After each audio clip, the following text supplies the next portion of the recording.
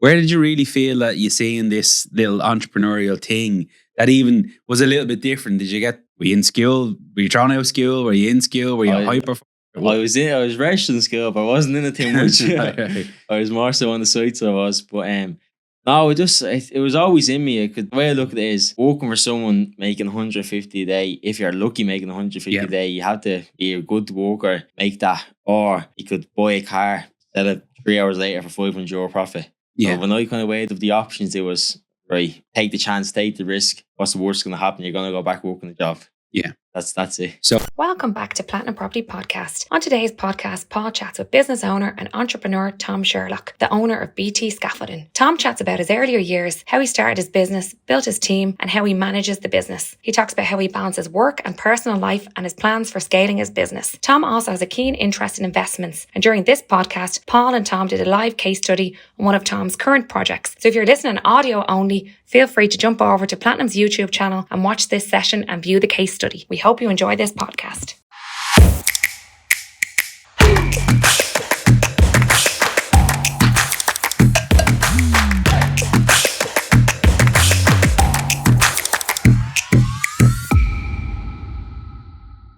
all right, folks, welcome back. And today I have asked a good friend of mine, Tom, to jump in and give us a little bit about his business, about his life, and how he can help a couple of you listeners. Sit back, relax, and let's get into the world of scaffolding and building, and most of all, entrepreneurship. Tom, you're very welcome in. Thanking you, Paul. Thanking you. How are you? Not bad at all. So, look, let's get into it today. I asked you to jump in. I think you have a really, really good business. And again, I always say this, these podcasts are just for me, and I allow people to listen in. So I'm one of the lucky ones. You are. But we know that you have a great business, and again, I love to give the people, young people, encouragement to say, well, do you know what? I think I might be able to set up a little business, or I might be able to do something like this. So hopefully today we'll get a bit of entrepreneurial stuff out of you too, and you can give us a little bit of a background of what you normally do on a daily basis and what work. That's all I do. Well, that's most important. Right, go on. Give us a little bit about your background and where you come from and what you do. Right, so started the business in 2022 actually. Doing scaffolding on and off site scaffolding since I'm 14. My other lad has his own scaffolding company. Jumping in there with him. Not too happy that I went to sell my own one, but look, it's the name of the game. So yeah, I'm always flipping and buying things. Everyone used to call me a little Del Boy years ago. But no, it's always in me. I never had the thing to go work with. I always worked for family. Never worked for anyone outside the family. Just because the fact couldn't do it. Right. Couldn't work with people outside the family. So now set up the business 2022. Took it from there. Long hours, long days from there, 7 days a week. Managed to build up a good couple of lads. Lost a few lads along the way, but strong, solid team now. Yeah. That's how we are. You are at it going from strength to strength. I'm watching closely what you're doing as well. I think it's a really, really interesting business. So we'll get into it now in a few minutes. But again, just take me back a little bit there again, because you said something that most entrepreneurs say. You know, you work flat out, you work long hours, you sort of worked with the old man for the best part of your life, probably growing up. You seen the trade, you built it, but you were a little bit of a Del Boy, exactly like myself, buying and selling stuff. Where did you really feel that you seen this little entrepreneurial thing that even was a little bit different? Were you in school? Were you thrown out of school? Were you in school? Were you a hyperfucker? I was registered in school, but I wasn't in it too much. I was more so on the sites I was. But no, it was always in me. The way I look at it is working for someone making 150 a day. If you're lucky making 150 a day, you have to be a good worker, make that. Or you could buy a car, sell it 3 hours later for €500 profit. Yeah. So when I kind of weighed up the options, it was, right, take the chance, take the risk. What's the worst going to happen? You're going to go back working the job. Yeah. That's it. So you had the entrepreneurial stuff where you can see, right, if I buy that car, polish it up, clean it, put a bit of a service on it, I can make 500 quid out of it. Yeah. Or else I can go in and do this 9 to 5 and work for 10 an hour, 15 quid an hour. So you spotted out fairly quickly in life. So When did you take the adapt? What was school like for you? Where did you go at school? Western school. Right. Class clown, the usual. Like most entrepreneurs. Yeah. But no, I wasn't. I was more so working than in school, to be honest. Now, the man used to beat me up into school every day, but I was kind of not troublemaker now, but got myself into a lot of trouble in school. Some things not proud of, some things just happen. It is what it is. But no, then did you do the leaving? Done the leaving. So you made it to the leaving? I made it to the leaving, just about now. But now I made it to the leaving. After that, I was working with my uncle, just doing labouring. Break me back every day doing labouring, you know yourself, and you're working for the family, it's no slacking. And then I was working for my other uncle on and off between the two of them. And then seeing a nice little pickup online, was working with the outfit as well. Just said, fuck it. I'm going for it, and that's it. Saved up the money to buy the pickup, saved up my first $5,000 to buy the scaffolding, and it was just there, just do everything. Right, it's mad way to say, because obviously we've talked, and I know you were at a couple of our events over the last years and done a bit of property training too. But you see this scaffolding company now that you've built, because you built it from zero.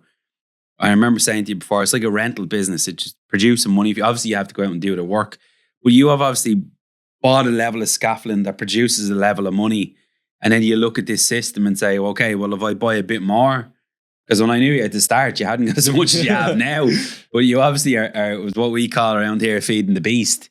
So you're feeding the company. When it's making money, you're feeding it back into the company to grow, which is a really clever move to do. But you've obviously looked at this as a return on investment and said, if I can create one house here with scaffolding around it and get $3,000, well, if I do 30 of these houses, 30 grand coming in and scale out. When did you start to step it up a little bit? I was just constantly, like, if I first $5,000, I always remember the roofer that I knew gave me a chance, and he said, listen, there's a job there, and what you do it for? Undercut myself by a mile. It was probably about $3,000 job done for €1,200, and €1,200 straight back down to the suppliers. I need more. Next job, I think it was $3,000, $3,200 or something. Got that, bang, straight down. So the £1,200, like, don't mind losing money, because we all do that. We all do, yeah. But like, usually definitely lose money. It's you have to lose money, because you won't, you definitely won't switch into gear. Was in a mindset, we have this thing called a switch, and everyone's trying to figure out where the switch happened. Because an entrepreneur's life will go from a load of ideas to a load of madness to a switch.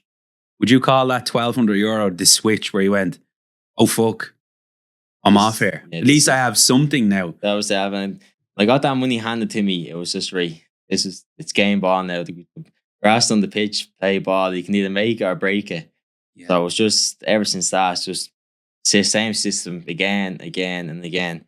And it's just constantly, it's one day you could have 40 grand in your business account. Well, that could be on the Monday, but that Thursday, when the wages come out, when your suppliers get paid, when the diesel gets paid, insurance gets paid, you could be left down to 2 or 3 grand, and it's just a constant revolving door, and you have to try to grab something in the middle of it. Yeah. And it's just always just building. It's always building. BT gone global. That's my goal. Right. Well, I did have a thing written down here earlier on, and I never got a chance to ask you this, but it's Tom Sherlock. Where did BT scaffolding? How did you take BT out? It should be TS now. Should be TS, but there's a funny story about that one. So after that first job, I didn't have a name. It was just Tom Sherlock. Yeah, scaffolding, whatever. Wasn't a big deal back then. So you knew you were going to set this company up somewhere. Well, I wasn't even 18 when I done my first job. I was only 17 so I couldn't set the company up till I was 18. Right.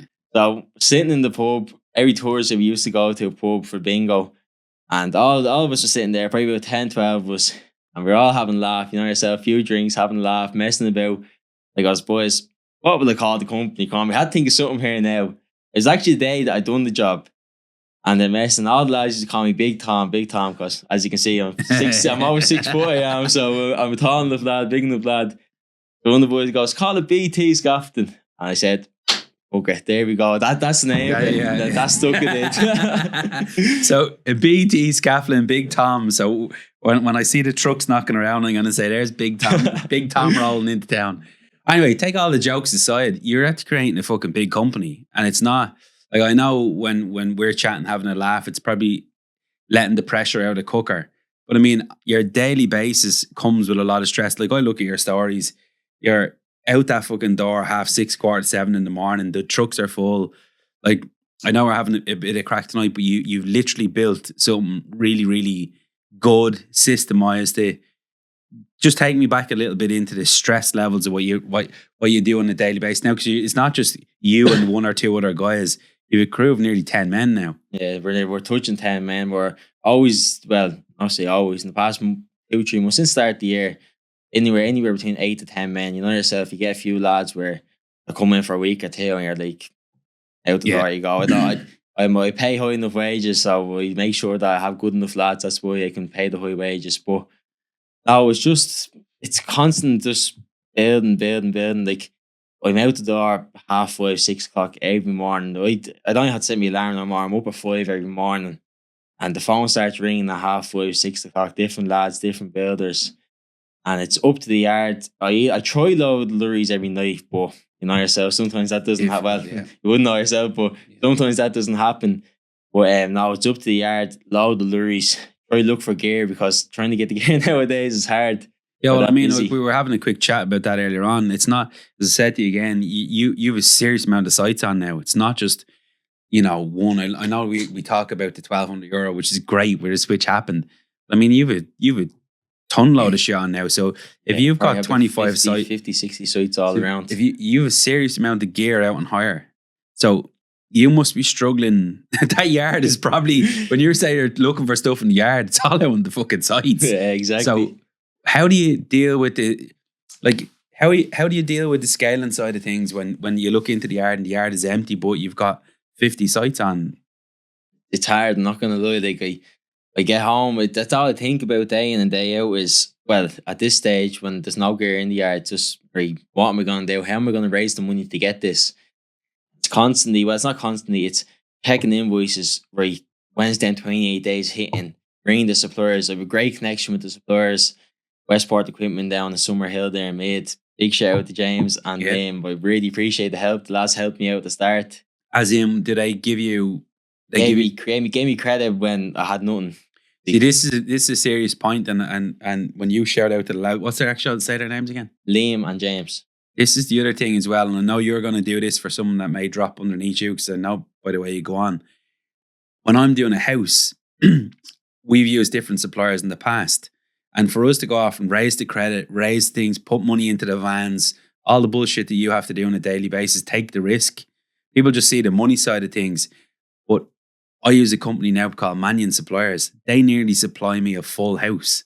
They don't ring threatening. They don't ring shouting. Is all we have is respect for each other, that I'm going to pay you when the deal is done.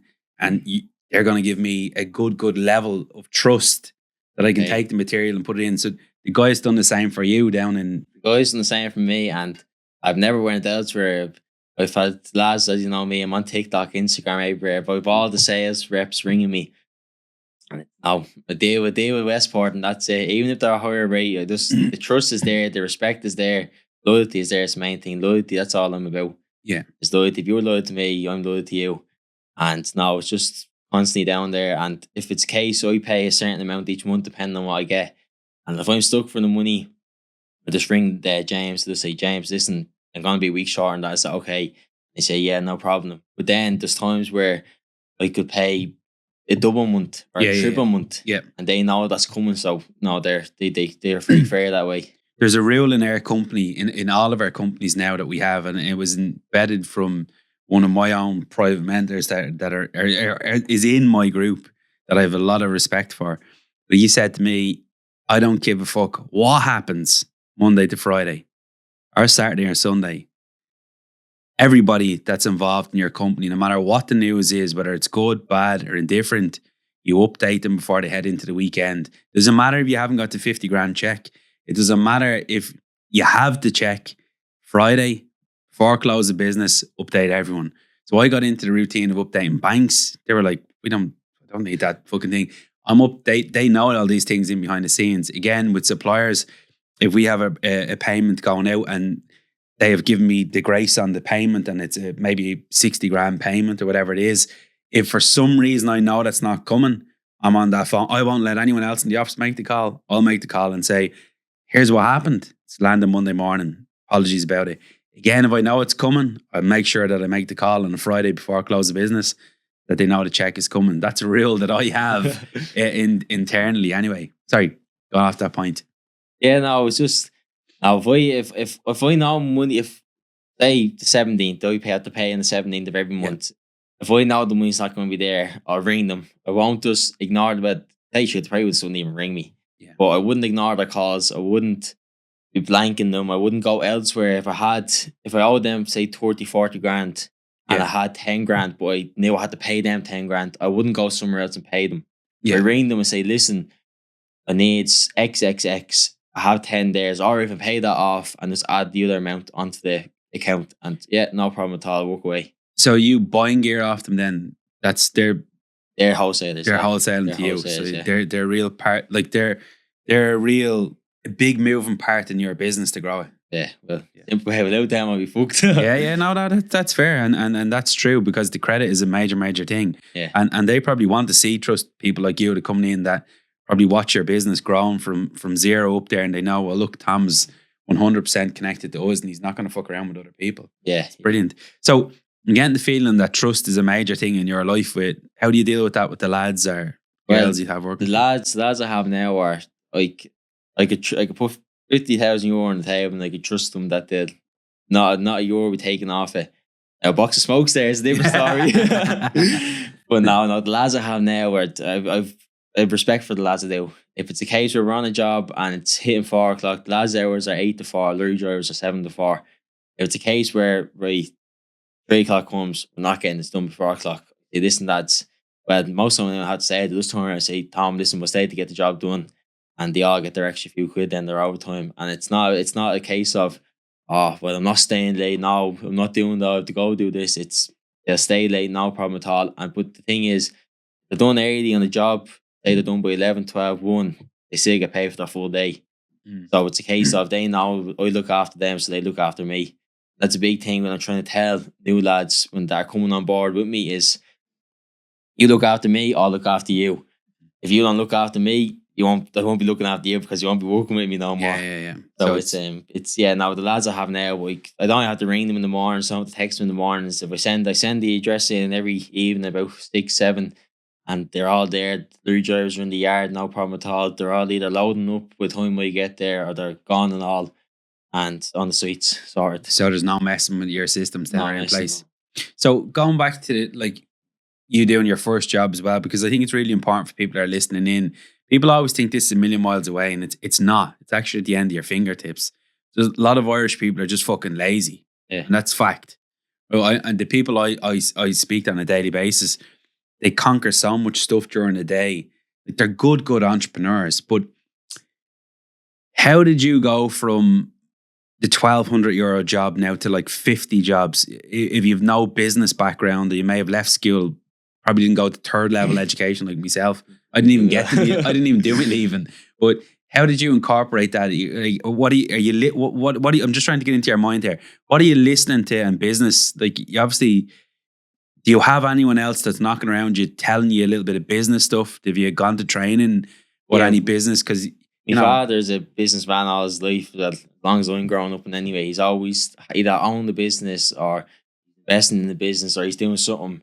And well, I get me work ethic from my grandfather. He's the man. He's the 70s. He's touching 80 now, and he's still out on sites. He is. Jesus Christ! He's still What's his tipping name? around. Cyril. Good man. So he's still tipping around. But now, my father, I get the entrepreneurship from him. So it's always the case. Even now, even though we're rivals as such, now it's, if I need something, it's just, Dad, what will I do here? What do you think? Or what way is that tax work? Or what way is that work? And it's just, because he knows from experience. It's like yourself, a young lad last year, which you know from experience. Yeah, you know the pitfalls you go into. But again, what I've seen even with the Platinum brand is, I knew I wasn't the most cleverest person. I knew I could drive all the stuff. But I was like, there's so much other stuff. Because when you go into a world of business, we know we can do the scaffolding. We know we can do the houses. But there's all that other shit where taxes come in, wages come in, HR comes in, all these different things that when you're setting out to a small little company with 1 or 2 people and you're like, I don't need it. Then all of a sudden you're into 10, 11, probably going to grow that to 20 or 30. Before you know it, you could be one. Well, I presume you have an idea in your head that you're going to be probably one of the biggest throughout Dublin. But that's going to come where Tom's going to have to come out of the business, which I find it very difficult myself to even talk about. Because you're taken out of that equation and then you have to look in at this big beast of a model. Like, have you ever seen all the different systems that go inside a business, or where are you training that out? Just taking it as it comes as such. It's I'm at this stage now. I am kind of trying to get off the tools, trying to take a step away. But I'm an OCD head. I have to make sure everything's being done the way I want it done. Yeah, it's even like all the lads drive my vans, they're my cars, or my lorries. Like, doesn't matter now. But if I walk by the van and I see rubbish there, I see smoke, but it's clean. That like it's just the way I'm going about it. But now trying to step out of the business is very hard. And it's very hard to put your full trust in a group of lads to do stuff that the way you want it. I've learned over the past 2 years to only expect 70% of yourself out of other people. Yeah, that's I've never heard that one before. That is very fucking true. Yeah, I'll only expect 70% of yourself out of others. Now, at the end of the day, lads are not. It's a job to them, 8 to 4. Yeah. They don't care after that as such. But no, you can't be.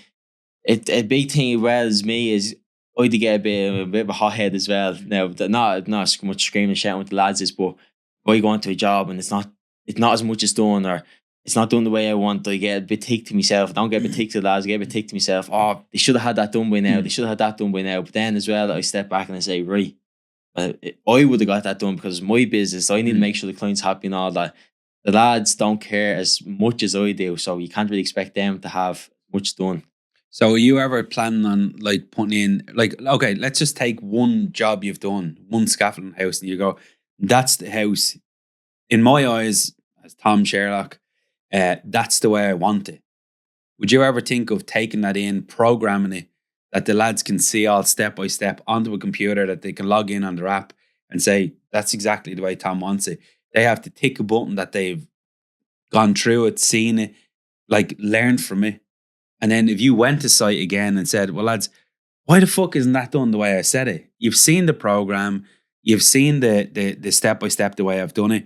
Like, why is there a ladder? I'm just thinking out my head here now. Why is there a ladder sticking out that can hit a fucking bus when it should be in? Yeah. The way I've said it. How are you going to scale? Like, when you have to come out and deal with bigger problems, or you're out trying to get bigger contracts, you're not going to be able to focus on the daily running of that business. You're going to have to step back at some point. But if you're obsessive and you're a bit of a control freak like me, a system should rectify that. The lads know that, you know, if you've got 20 lads in, well, the 20 lads know and they've trained on their app probably once a day or maybe twice a week even, that the house that they're heading into, well, that's the way the boss man expects it done. Yeah, with Scaffolding wise, it's kind of it's a different business than most other businesses. Because there's a lot of fundamentals in it behind it. As you said there, the yard, the lorries, the material. It's such where if you're, say, a Sparks, it's just ring the suppliers, need this, this, and this, and it's dropped to site, and you can just tell the lads it's the same system. Constantly, your first fix, push your wires through, second fix, put your spotlights in, whichever. So I don't know too much about Sparks. Yeah. But with scaffolding wise, you're always coming up to different things. Like if you're scaffolding a house and there was a porch on it, then there was a step in, you have to work your way around different things. So you can't really get an app set up in a system. But I'm trying to currently set up an app that has a checklist on it. So it's your science, your netting, your toe boards, certain distance away from a wall, the way the ladders are tied, and that sort of things that have to be done on every job, that sort of way. But as it comes to the design of a job, it's kind of having trust in the lads that they know what they're at. They know what they're doing, they know they're going to do it right, and it's not going to be a safety hazard, which is the main thing about me. Yeah. If the lads don't know that I work with, safety is the main thing with scaffolding. Yeah, it's really, really important because, again, you are going up beside all the electrical cables. There's a load of fucking moving parts you have that you have to take into account as a business owner. If someone gets killed, and it's going to be on your conscience for the rest of your life. So there's a lot of stuff that we do as business owners have to take into the equation. But again, we're business owners. If it was easy, everyone would do it.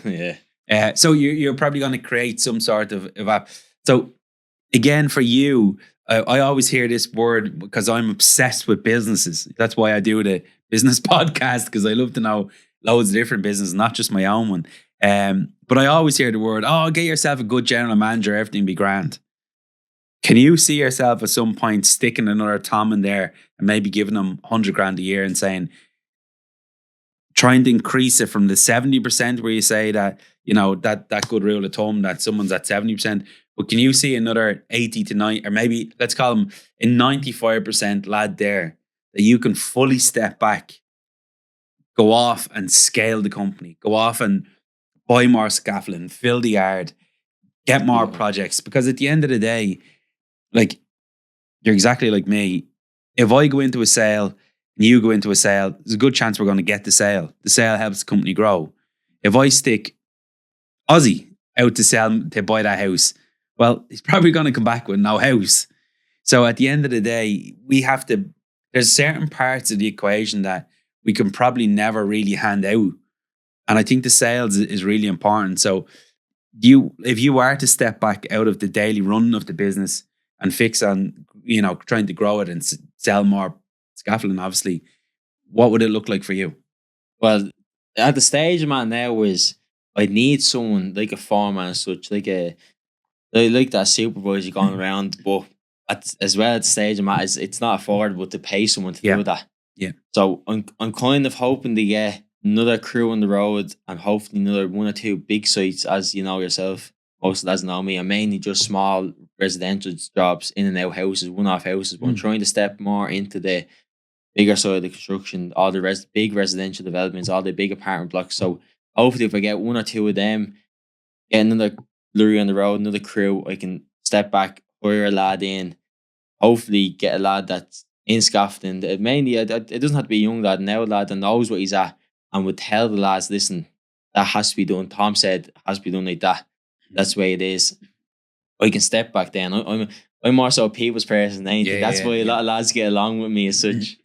I can hopefully step back then and start going around more sites like I done when I was starting off, knocking into sites, knocking into jobs, handing the cards out and trying to get more bigger business sales. Yeah, it's the main thing. But as I said, it's just the stage I'm at now. I can't afford to pay a supervisor. Yeah, which is the hardest thing nowadays. Where if this was 5 to 10 years ago, stage one now, we could happily pay a supervisor and probably be sitting at home yourself, having a few cups of tea. No, you wouldn't. Everyone says that, but I mean that you'll do it. I remember when we got our first rental business up, I could have easily sat at home, and I did.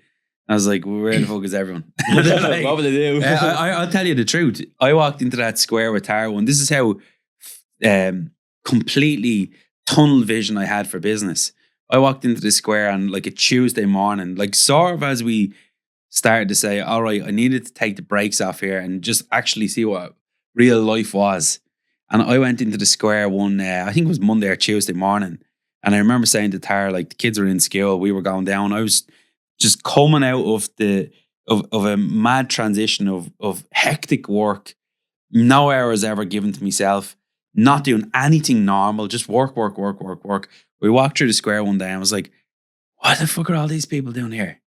I was like, what are you talking about? Exactly. I was like, these don't have jobs. These not work. Like, what are these people doing here on a Tuesday morning? Like, what the fuck? The place was packed. But again, that's how tunnel vision I was. So until I came out of the business a little bit and sort of to look back for the growth side of it, and you'll be the same yourself. You'll have to be dragged out of it. But I think when you do come out of it, you'll focus and you'll say, okay, my wages could be 50 grand. But if I'm to give that 50 grand to someone else, how am I going to increase it? And you will increase it with the sales. Because I know if you went on the road and you met half of the builders that are out on the streets, or half of the guys in my group, they're probably pissed off at their own scaffolding company because they're not getting that care. Or they're not getting, they're getting lads coming and there's scaffolding falling down and chipping a car and there's fucking mayhem happening. Whereas if they're using BT scaffolding, there's a system in place, there's care taken in place, it's a bit of a family run business. there's generations behind it that know what they're doing when it comes to scaffolding. There's a lot less low risk. You could probably turn that from, just a conversation into business, and it could be another flow of 10 or 15 grand coming in per month. Yeah, no, I do. A lot of lads that I do, they talk to on jobs and lock into or ring up. But I say a lot of lads hate me because I'm constantly, I have lists upon lists of, I get them off websites, get them off Instagram, Facebook, and I just ring. And the way I look at it is 1 out of 100 better than me sitting there for an hour scrolling through TikTok. Yeah. So I'm constantly trying to get it, but a lot of people don't realize, and that's probably a bit off topic, but with scaffolding, it's heavy material, big material, big long material. Things do get broken, and you think, and the amount of houses we go through, probably 40, 50 jobs a month where it's up and down. Things will get broken, and a lot of people don't realize that. And it's a thing that's kind of frustrating, where it could just be as simple as a plant pot, or as simple as a patch of grass getting stepped across. And you have about 3 or 4 phone calls. You have the client ring you, you have the homeowner ring you, you might have a subcontractor ring you. And it's just a big thing behind that. But now with my lads is, we try to take as much care. I tell lads to treat it as you're working as your own house. If you're going into someone's house, respect it. Make sure that you're moving stuff out of the way gently, moving things out of the way. A lot of people know the scaffolding coming and like to leave their cars in the garden, or like to leave their dog out the back, or the plant pot's there, or this and that. And a few of the old ladies do like to, don't touch me flowers, make sure me flowers, this and that. But no, with I tell the lads, make sure you're treating it as your own house. Have that respect. Don't be like other crowds. The way I look at it is, more work we get, more work you get. More work we all get, more money you get. The way I look at it is, if I'm making 5 grand off a job, why shouldn't the lads be making better money? That's I'm incentivized. I'm fair in that way. So I prefer to have 10 solid good lads that are doing the overtime, doing the Saturdays, doing the Sundays, we're 7-day-a-week operation, than having 15 lads who are half-arsing it and are getting lower wages. I prefer to see my lads driving nice cars, going on holidays, being able to enjoy their lives rather than just working a job and being in the height of it every day, waking up like. Well, getting in and giving a good solid day's work. Giving a good solid day's work. 6 o'clock, the group chat started. It's all the lads are having the laugh, and you go to a lot of other scaffolding companies, they'll all be having a smoke, having a coffee. They wouldn't be too happy. But so that brings me back to then again, like for you being again a young business owner as well. At some point, you're probably going to have to go off to, and it's terrible to say that, me having to say this, but in the UK, that's where I done all my training. It's a sin to actually say that. That's why I created Platinum Property Training, because I thought. We are delighted to announce that this podcast is sponsored by Platinum Property Training. Start your property education today. From simply one click of a button, you could be part of the Platinum team. We have made this so affordable for everybody in the country. If you have any interest in property, there's no reason why you shouldn't be part of the Platinum brand. We have got it all systemized. It is right in there with rookies. You can spend 4, 5, 6 to 7 months in there till you get to a certain level, and then you can step up your way through the programs, and you can really start to educate yourself. And we're here to help. We've got the best systems in the country. Click the link below and we will see you there. There's an entrepreneurial base here in Ireland. We're not all people that don't want to do anything. There's a level of people that are, like a sponge and want to learn and want to create, but you're probably going to have to scale that thing properly. You're going to have to go off and probably do a level of education somewhere, so all the general manager, the HR. You're going to have all these little businesses all that the pop rules in. and regulations that where you're going to be doing that. But you're going to have to try and figure out all the moving parts to go in there. When is Tom actually going to do it? Don't know. That's the thing. I'm as you said there. You constantly see me stories. I'm a workaholic. Like even at Christmas time there, I was sitting in the house scratching. I can't. I'm going to the yard. I have to just do something. But I'm hoping shortly too. That's what I'm at now. I'm hoping to get a bit more work in, or a supervisor. Then I can step back, get more sales, start actually looking into the business, take the emotion away from it, start looking at the figures. Yeah. Because if you don't do that, you're just going to end up working for free. And it's kind of getting to a stage now where I'm not letting people down, but like yourself, like Tara texting me, Yeah. I need a text back, and it's text me at 8 and then text me at 10. Oh, sorry Tara, I'm on site here, I'm doing this, I'm with the lads. And it's not fair on clients, it's not fair on new clients as well. And it's not fair, like, it's not fair in your business because it needs you. It needs me. The lads can't send messages back. But like, I know, same again, I've had you on my sites. I hadn't had any issue. So you're obviously ingraining them, like taking down, like we had you doing one of our biggest jobs. And I mean, it was the biggest job for us, but there wasn't a fucking dicky board on it. Scaffolding was taken down, it was unloaded into the trucks. Trucks were all cleaned up. I remember so the it house. was clean. The house was like a zigzag. Yeah, it was like a zigzag. Yeah, and it's a tight little house. Yeah. That was finished. There wasn't a chip in the wall. So I mean, hats off to whatever you're ingraining into the lads, it's working. You know, or whatever systems you have. Sorry, that's where I was going with the last question. When it jumps into the business model and you're having the crack, it's all going in the right directions. How, you know, when you ask people, like, business owners are meant to have their core values, their structures, they're all different things. How are you going to grow it that the lads are actually going to keep that fun going? That they don't turn to sitting there with the smoke going, oh, fuck, here's Tom on his way. And how are you going to keep that momentum?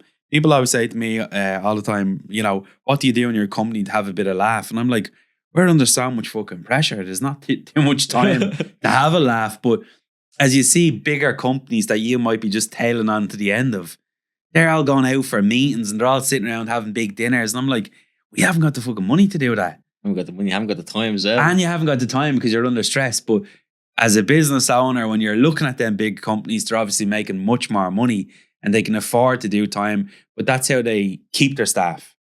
Do you ever ask yourself, like, I'm going to have to bring the lads fucking go-kart and I'm going to have to bring them out for a few scoops? Or Well, the thing I've started this year actually is an employee in one thing, but I'm giving the lads, say like the lads need new boots or they get a 1-for-all voucher or something like that, something to keep them going, like something to keep them ticking over.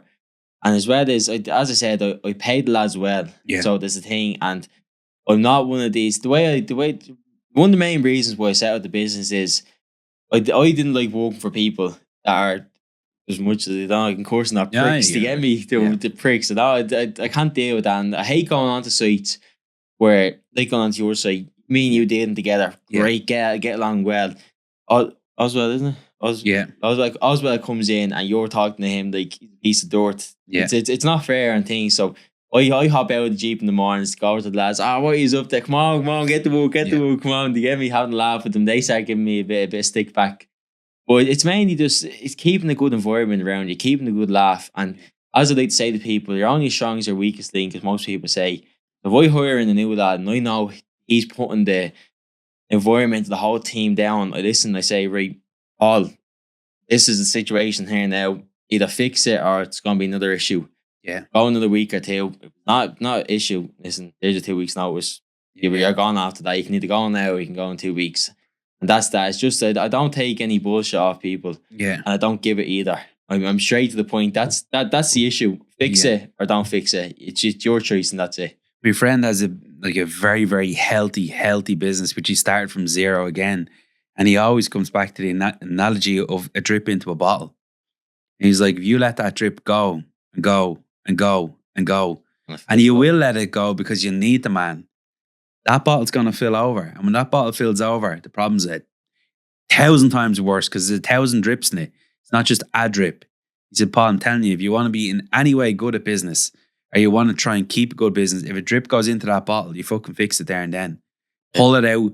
Have the culture in the business that there's a drip here. What's the issue? And take the piss out of it a little bit. I believe there's 2 or 3 drips in the bottle. What is it? Get it out, clean it up and move on, or else we're not going to have it. Like, I struggle with that big time as well, trying to keep happy culture and all these things. I'm like, yeah, well, look, it is happy. But again, when I've got a fucking rake of payments going out on Friday, business, I'm the one that has to take the punches. Okay, just going into it again, what is the downfalls in there? What is the one thing that you're like, swear to Jesus Christ, if I ever had to wrap this thing up, that's the reason why I'd wrap this business up? Or is there one? There is and there isn't. Like, in my head there is, but if you were to look at it, you say, come on with yourself, you're doing grand, everything's going all right. It's just like little things, like the gear stock. It's like, right, how can I afford to buy new stock?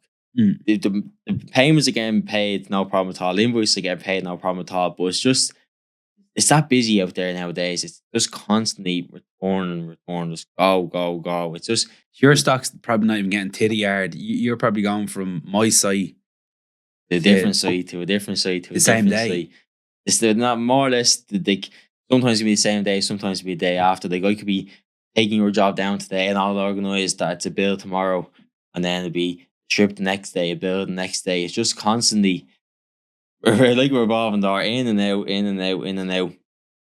And that's one of the stressful things about it. Trying to keep lads happy as well is because lads are kind of ring you say like today, oh Tom, I need something this week. Yeah. And I'm not a people pleaser, but I like to if you have me word, you have me word, and that's it. I'm not gonna break it. If we start doing work together and I say, listen, Paul, whatever you need done, it will get done when you need it. And then 7 months down the line, 8 months down the line, you turn around, Tom, I need this done. I'll do whatever in my power to make sure that gets done for you, because I won't break my word to you. And if it's a matter of fact where lads that are calling sick or this, that, I'll be on the phone. I have a few subcontractors, I have a few lads that do days here and there for me. I'll be ringing 20, 30 people at 9 o'clock at night. So even if it's taking a bit of a hit on the job, there's actually been some jobs I've done for free just to make sure lads are kept happy. And it's just I don't like being let down, so I won't let anyone down. Yeah, and it might actually not affect you being let down. I could ring you and say mentally in your head, it's part of your business that you're not going to let down. I could say this to you 2 weeks or 3 weeks there, and you say, she should have told me. It doesn't really matter. I didn't need it next week. Yeah. But in my head, I'm thinking, no, I'm telling you I'll be there. I'll be there in that day. And I had to drive to Wexford today to get a set of keys, and she said I could have just posted them up to you. And I was like, no, I've taught, so 4 hours. There's a stupid thing to do. Nobody in my brain, I had about 1,000 calls to make, and I told that guy I'm going to have a set of keys in the morning at 7 o'clock. That's me done. Don't ask me to do anything else today. I'm gone. Having them keys. I had to have them keys in my hand to give him the keys at 4 o'clock today. So he has them for 7 o'clock in the morning. That's the way your brain is. That's the way, like, good business owners will just knock shit out, and don't let that equation happen tomorrow where you've got, now you wake up in the morning and straight away at 7 o'clock, I'll smash the window and just get in and I'll board it up. I'm like, let's clear the fucking shit for today and start fresh tomorrow. And if tomorrow the problems aren't as bad, it'll be a good day if they're not. But I'm very to the point again. So Tom, look, take me back to this, because I know nowadays you don't call this big, but I mean, when I knew you at the very, very start, or maybe that first little job you done for 1,200 quid wasn't like this. Is this one of your bigger sites, or is this a small site, or this looks like an awful lot of scaffolding to me? Nowadays, it's starting to be one of our smaller projects, to be honest with you. It's that job there, I think, was 5 odd, near enough to 600 square meters of scaffolding in it. That's just a one-off house. As I said to the builder, it looks like a small little to us. Yeah. But no, that's starting to be one of our smaller jobs. So this is the level of work you do on a daily basis. Yeah. How long would a project like that take you to turn right? So when you're saying you're looking into the yard, obviously if that stuff is on in your yard, that's probably an awful lot of scaffolding gear. So when you say it's gone out from the yard and it's gone out over to like this site here, that's why your yard is probably looking a bit empty. But how long would something like that take to scaffold out? And what is that, a house? It's a house. It's a very big house, that is. Christ. I think that one took us, I think it was 3 days, and then I think it was an hour or two on the 4th day just to snag it. There was 4 men or 5 men on it.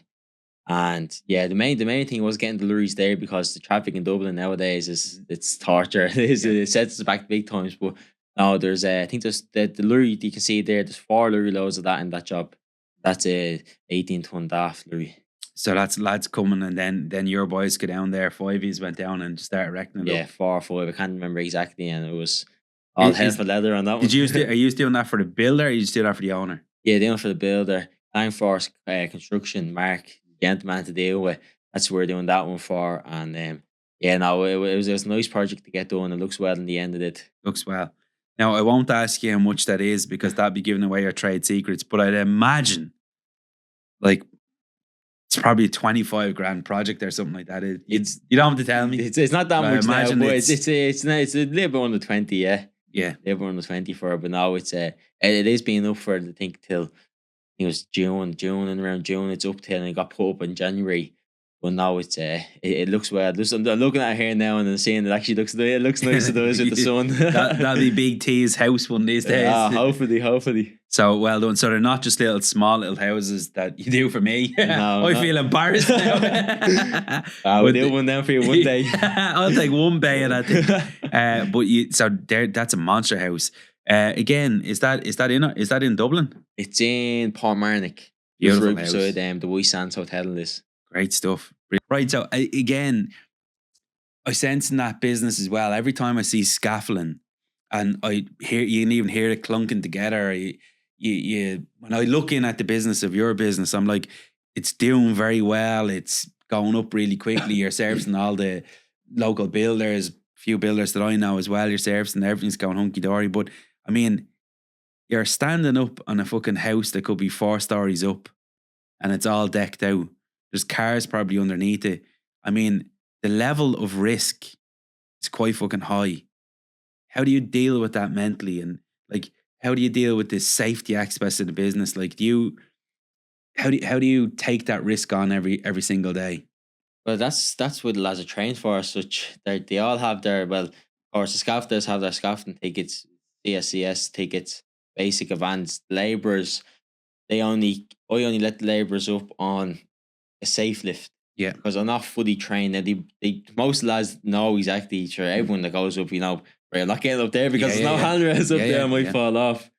No, but I only let the scaffolders up, and we've by law HSA we've the tie the first 4 meters, and everything after that then has to be tied every 2 meters back to the building. So either drilled in or different ways of doing it. You could do a breaker tie back down to the ground, reveal tie. I think we done one in your job, reveal tie. All that type of stuff. Lads have their harnesses. They're all have their working on heights, which is including their tickets. They pass man in hand, of course, which is everything.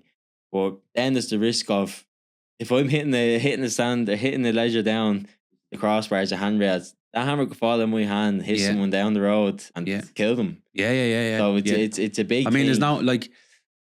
I've had say I think we have 3 bays up or something on one of ours, but I mean, you're at the top of that. Like, I could see Dublin City clearly. And I was like, fuck. You sort of look over the edge and the scaffolding, the little wobble on the scaffolding, like, oh my God. Life just flashed in front of you. But then again, I'm thinking, these boys had to put this up. They have to take it down. It's a risky, like, there's this, okay, you can mitigate the risk by being trained. It's still risky. But it's still fucking risky because you get a lad with a hangover on a Monday morning, you said that hammer flies off, catches a kid in the head. You're like, holy jeez, how do I deal with that? Like, you have that really, really zoned in, have you? Yeah, I have that. That's if I, the lads aren't than you, but if I go onto a site where there's a subby maybe on for me, if I think a lad is on drink, on anything, it's get off this site now. Yeah. It's need to get one of them on the bag. It's need to get one of them. And it's not so much in a business. A business can always be shut down and reopened again over a different name. It's the person that you hit with something. It's their life affected for the rest of their life, their family life. If you leave someone paralyzed, dead, you never know what the effects are after that. So the lads all know, like, right, this is this, and that goes for any scaffolding company. Well, I hope that goes for every scaffolding company. Yeah, well, I know a few that maybe I don't look. Some gobshites just let people in there, and I mean, there's no, you're nearly walking out the door and stuff's flying down and planks are flying down. I'm like, lads, will we shut off the site for an hour or two? Will you put this thing up? Yeah, that's like, don't fucking worry about it. It'll be done. Like, and like, look, the risk obviously has to be controlled. I mean, I don't think we've had any of that with you. You just came, everything was bolted up, everything was made safe. There was a ticket on the end of it.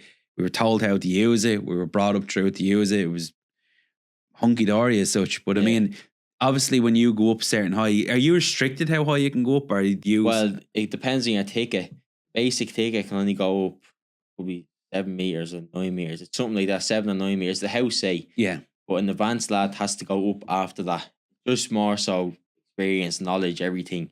Now, most other scaffolders are basic tickets and are putting up apartment blocks and putting up everything. But by HSA rules, it has to be an advanced lad. But then again, you have the risk of that. You have a lad that's just trying to get out there quickly. He's not tying it in properly. He's not doing that. He's not doing certain stuff. He's not doing this. He's not doing that. All of a sudden, you get a phone call at 2 o'clock in the morning. Tom, that scaffolding's falling through 3 people's houses. Yeah, well, without taking the piss, I know of a job that boys loaded up the roof tiles onto a scaffolding and scaffolding went. It wasn't tied in. It was just sitting at the back of a house with 2 bays up. That's Risky. probably to you, you're probably saying that is completely or fucking stupid, but that's fact. That actually happened. The house in Renly. But again, no one was killed. There was no major damage. They were fucking lucky. Yeah. But again, so that's the risk of the business. We all have that. My risk is I could lose fucking 500 grand, right? But we all have a risk. It's nice to get it out. What's the bonuses of it? What do you? Obviously, for you, this is your little baby that you've got up off the ground and it's worked. Of course, money is always everyone's factor. Yeah. But I love seeing lorries going out of the yard. I love seeing jobs. I love posting things on Instagram. I just love seeing how everything come together and you can just step back. It's like a step on the mountain looking down. It's just like, right, this is actually happening. This is working. So that €1,200 that day that you got that few bob, whatever, like you got paid, that switch in your brain that happened, that created them lorries going out of the drive. And next thing you're seeing your lorries, your material, your stock, your lads, it's all fucking happening now and it's real.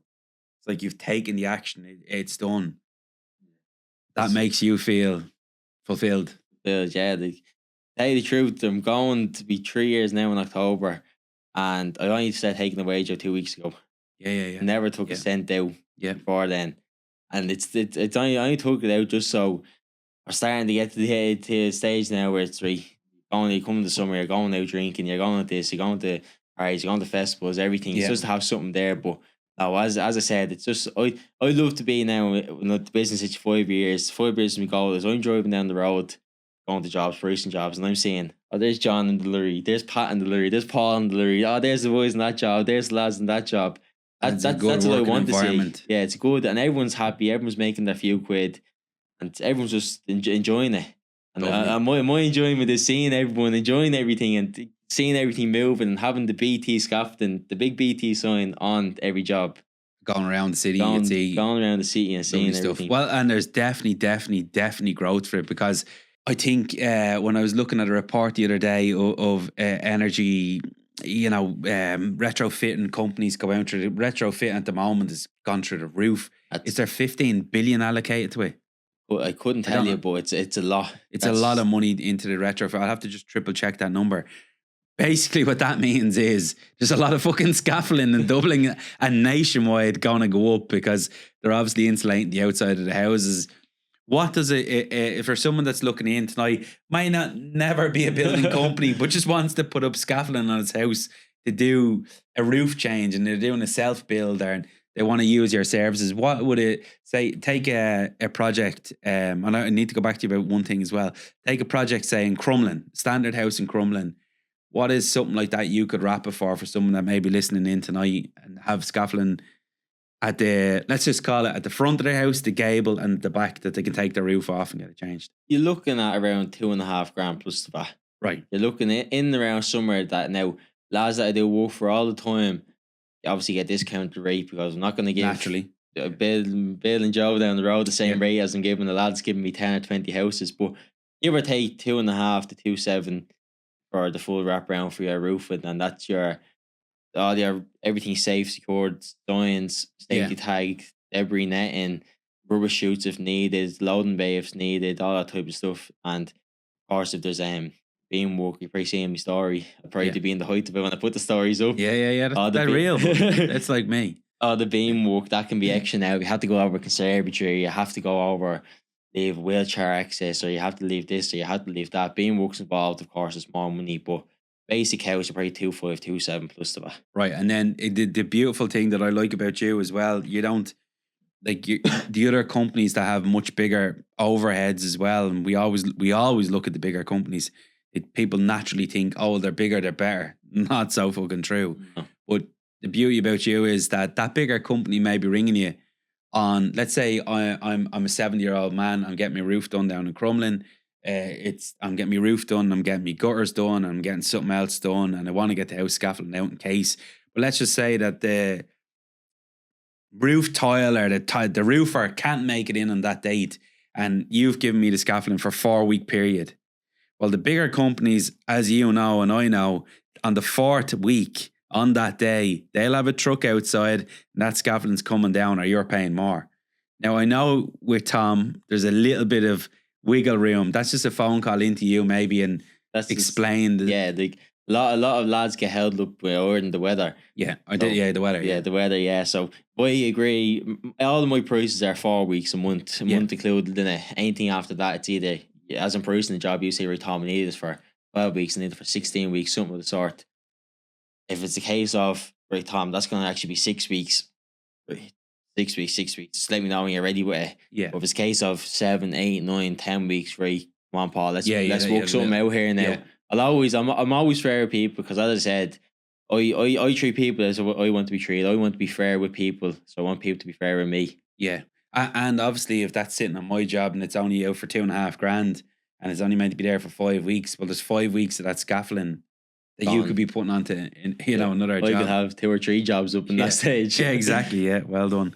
So we're at the end to know a bit about your scaffolding company. I have loads of questions flying in my brain.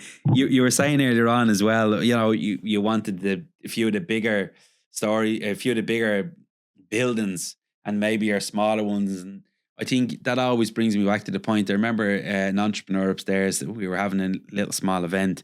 And he was at being at that Grand Cardone. Now, I've been there myself, but everything is like 100 up in the air, 100 sideways, turns that, fucking everything at scale. I think you should take this point on and take it on as I'm going to tell you. And I get slagged for this. People just say to me all the time, you only do the small houses. They forget that I turn the fucking small houses around. We are delighted to announce that this podcast is sponsored by Platinum Ventures. Platinum Ventures, we buy houses fast. Hi Dublin homeowners, are you struggling to sell your property fast in the open market? Or maybe that deal has collapsed? Okay, if you're facing this type of a problem, we have the perfect solution for you.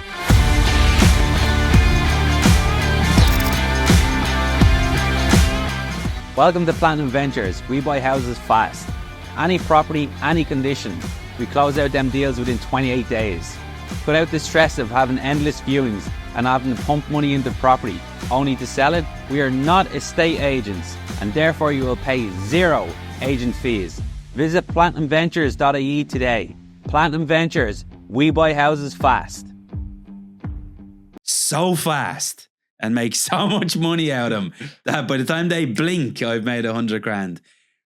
Don't forget that them small little houses for you put the cash flow into your bread and butter. That's your fucking bread and butter. And that's, I always hear people always wanting to scale. But I think we can never take the eye off the small things. Start small, keep a certain level of small things happening all the time, and then progressively have 1 or 2 of the bigger sites in there. A lot of people forget is that's what made you where you are. Exactly. Without them, you wouldn't be going to your bigger jobs. So no, and the big thing as well. I wouldn't be letting lads down that I'm doing the smaller jobs for.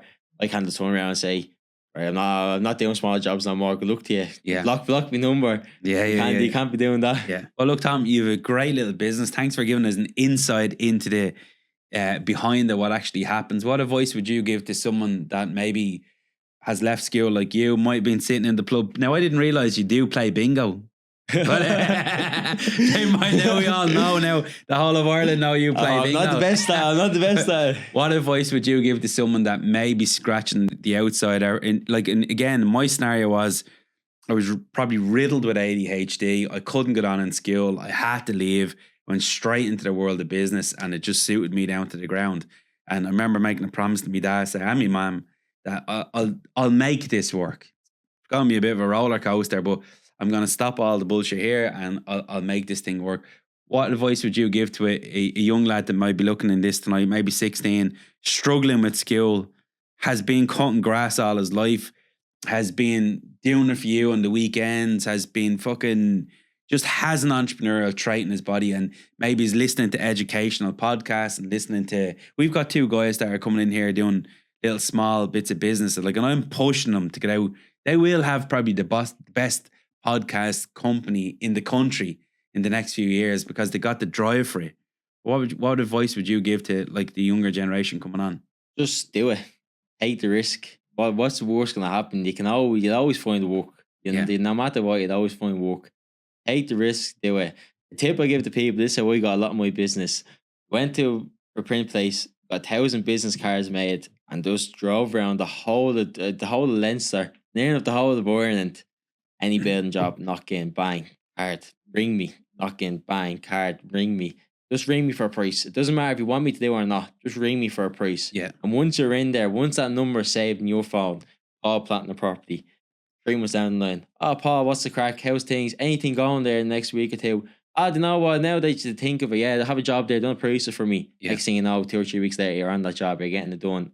And it gives you a chance to get in there and shine your light and do the things. Yeah, I know. I listen to a lot of business podcasts as well, and people say you're 1,000 calls away or you're 1,000 business cards away from your first million, and you've probably hit the million mark with sales by now easily.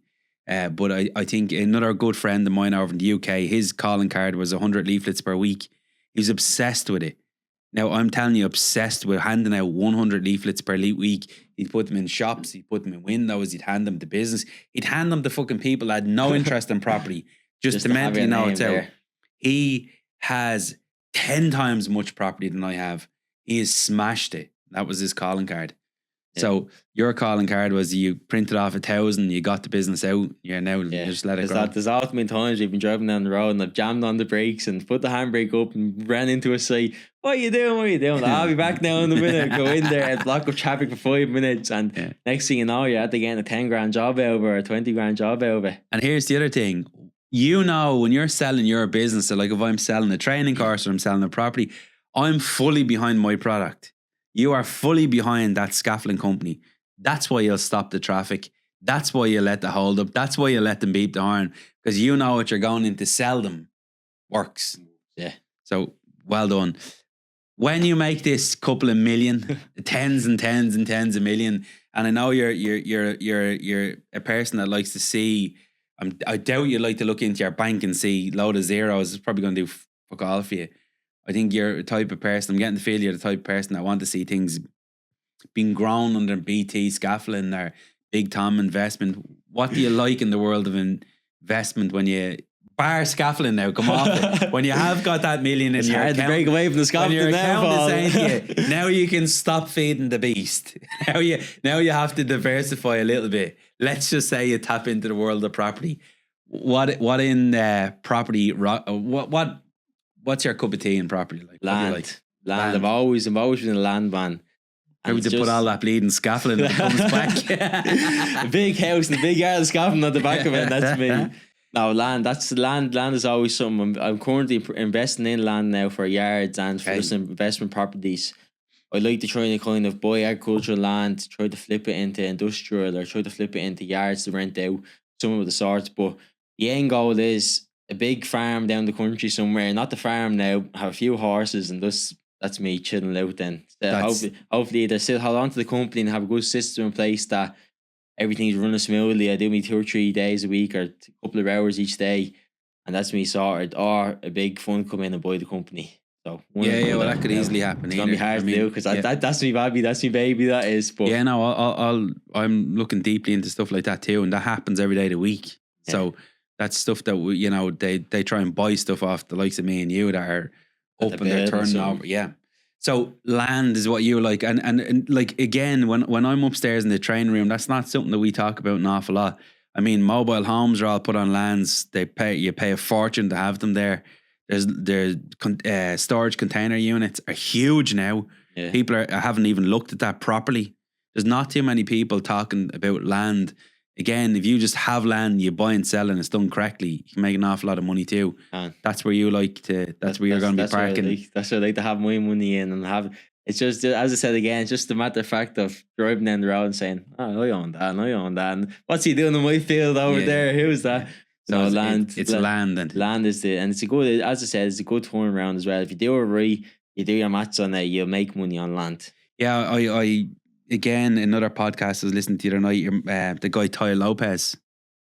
Someone was just talking about him on another podcast, and I ended up going home and Google him, and I watched an episode with him on dropping bombs with another guy called Brad Lee. It's a great episode. You should go back and watch it. you should probably listen to it on your way home. But they talked about where Ty Lopez set loads of different companies up and bought companies and blah. He's worth millions. He cracked YouTube at the very start, cracked Google Ads. He cracked loads of different things. Clever fucker. Like, you just know, when you're talking to me, I'm clever, right? Right, with this lad, anyway. I'm only joking. This lad is super clever. Like, you just pay attention when you're listening to him. But anyway, he watched what Google were doing. He watched what Bill Gates was doing. He watched what Jeff Bezos was doing. They're all going out and buying land out in like the arsehole of nowhere, out in miles out. And he was buying it for, I think, for $9,000 an acre. I think his return now on it, which, we're not talking back 14 or 15 years ago. I'm only talking maybe in the last 4 or 5 years. That's gone to like 30 grand an acre now. And he was like, this is the best return on investment. So we brought a load of boys in out in New York, took them from New York City out to the sticks, and they were digging down for miles, and it was just pure and utter clay and muck. And he thought, this is the best investment. And he bought a ton of that shit. So I think land is something that maybe I should start looking into as well. Yeah, definitely. It's something there, and as well, there's a lot of people trying to get on the property ladder nowadays. So the margins are getting tighter in houses and getting tighter and everything. As you said, you never really hear much about land. So why not be the first one to jump on it, or one of the first people to jump on it? And the planning will change. I mean, it's a disaster at the moment, but it will get a bit easier. And it should, if you have a bit of land banked, again, if BT Scaffolding banks a couple of million and you're land banking land, I think you're going to be a fucking wealthy boy. Hopefully. You've been a pleasure. Thanks a million for jumping in. Any last final thoughts? Just get out there and get it done. Don't give up. That's the main thing. I do the long hours myself. I've done them all. Just don't give up. And just what hours do you normally put in a week, roughly? The 168 hours in the week. I haven't even done the maths on it. All I know is that I leave the house about 5:30 every morning. I don't go home until about 7:30, 8 o'clock.